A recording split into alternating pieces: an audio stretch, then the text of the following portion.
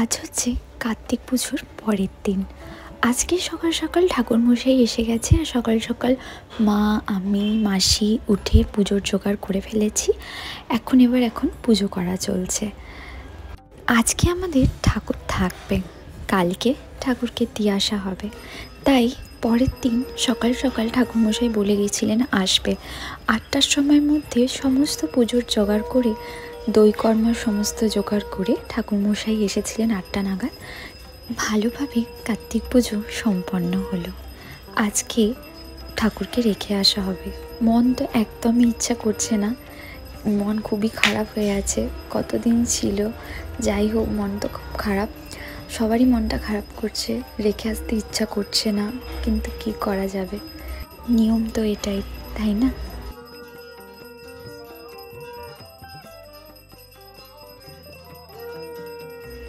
এইদিকে আমি কাঁসর বাজাচ্ছি, মাসি শাঁখ বাজাচ্ছে, আর মা কাজ করতে করতেই বসে পড়েছে পুজো দেখতে।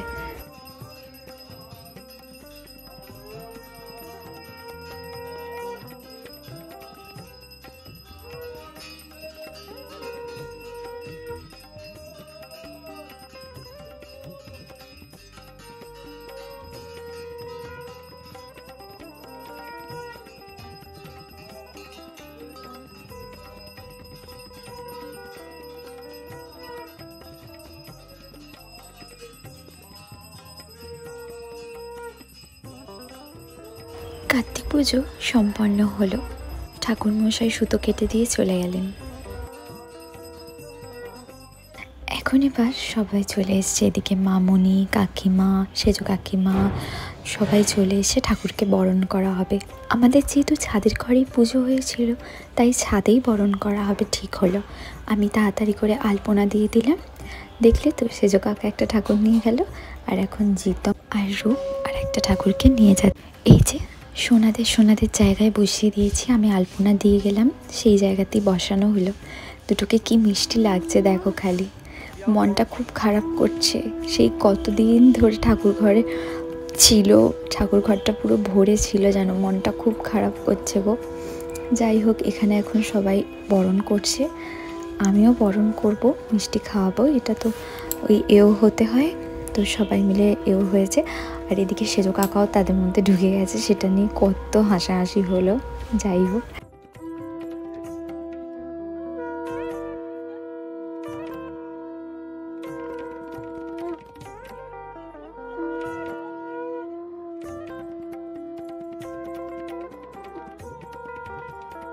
আর বাবা এদিকে শাঁখ বাজাচ্ছে। ফার্স্টে মামুনি বরণ করছে এখন, তারপর একে একে সবাই বরণ করব।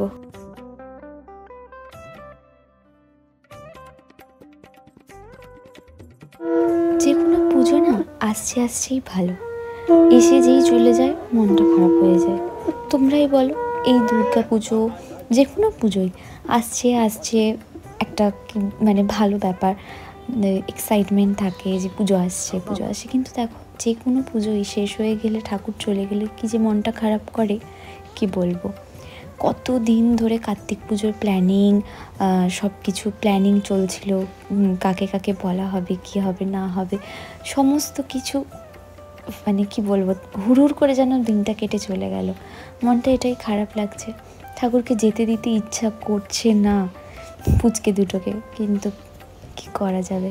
এখন মা বরণ করছে, এরপর কাকিমারা করবে, তারপর আমি করব।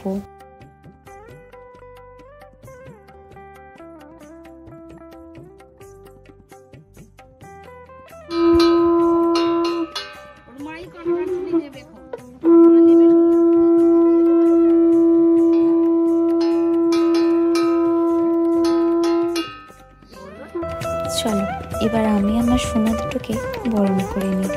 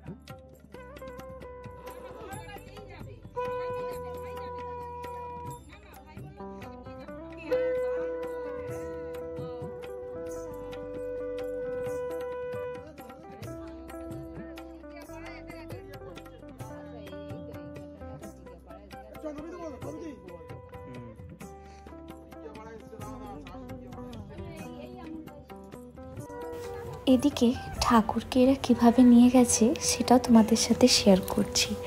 আমি তো কনকাঞ্জলি নিয়েছিলাম, তাই আমি যাইনি, আমি দেখিও নি ঘুরে।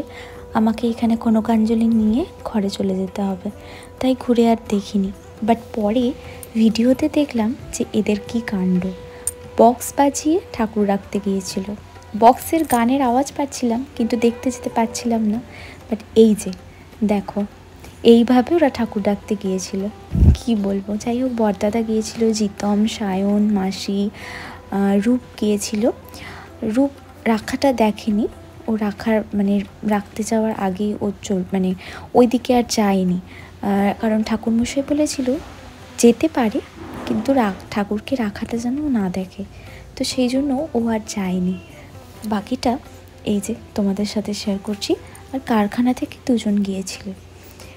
দেখো, যাই হোক, কার্তিক পুজো তো হই হই করে কাটলো, খুব আনন্দ করলাম কটা দিন। ঠাকুরকে রেখে আসতে তো মন করছে না, খুবই দুঃখ লাগছে।